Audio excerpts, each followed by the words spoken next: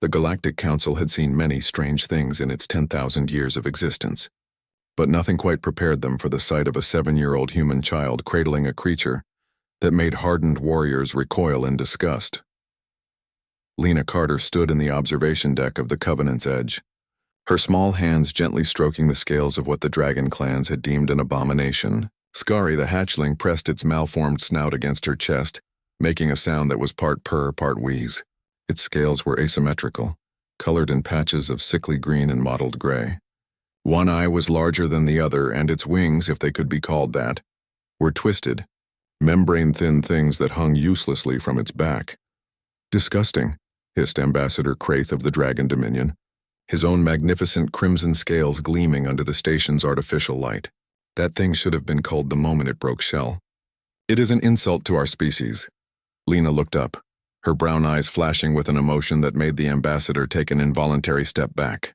She was small, barely reaching his lower leg, but there was something in her gaze that spoke of humanity's most dangerous trait, the absolute refusal to accept what others deemed inevitable. "He's not disgusting," she said, her voice clear and unwavering.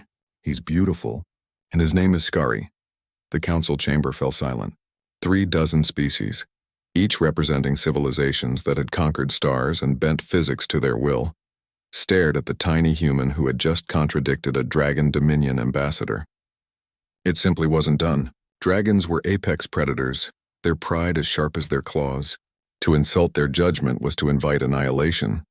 But Kraith found himself unable to respond. There was something fundamentally unsettling about humans, something the galaxy was still trying to understand.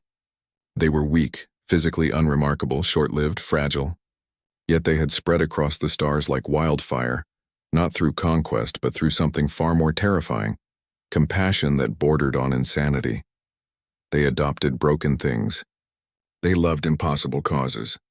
They looked at the universe's rejects and saw potential. "The hatchling cannot survive," Kraith finally managed, his voice softer than intended. "Its malformations are genetic. It will never fly, never hunt, never take its place among our kind."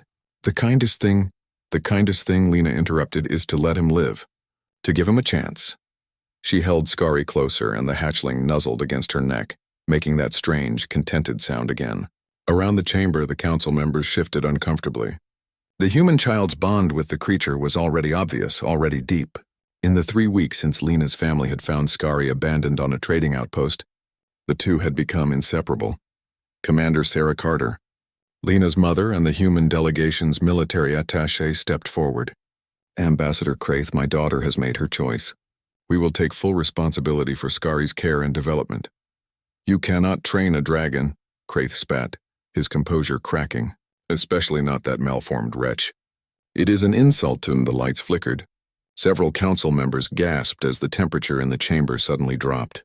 Skari had raised his head, his mismatched eyes now glowing with an eerie silver light. The hatchling's mouth opened, and instead of the pathetic squeak everyone expected, a sound emerged that resonated in their bones. Ancient, powerful, and absolutely terrifying. It lasted only a second, but when it ended, frost had formed on the nearest bulkheads. The silence that followed was deafening. Lena giggled, completely unbothered. "See, he's special. He's just different special." Over the following months, the galaxy watched with morbid fascination as the impossible unfolded. Lena taught Skari things that dragons supposedly learned instinctively, except Skari's instincts were broken, rewired by whatever genetic catastrophe had created him. So the child improvised. She taught him to hunt using her tablet computer, playing videos of Earth's predators. She helped him strengthen his wings with exercises she found in human physical therapy databases. When Skari couldn't breathe fire like normal dragons, she encouraged him to experiment with the strange frost breath that had emerged in the council chamber. Humans, the galaxy was learning, were terrifyingly good at problem solving, not because they were smarter than other species. Many races surpassed them in raw intelligence, but because they refused to accept limitations. Where others saw impossibility, humans saw an engineering challenge. Skari grew, not into the magnificent beast the Dragon Dominion would have approved of, but into something else entirely. His frost breath became powerful enough to freeze metal. His twisted wings, while incapable of sustained flight, could generate bursts of speed that defied physics. His asymmetrical form made him unpredictable. In combat, a valuable trait when Ambassador Kraith's political enemies decided to send assassins after the Human Pet Project.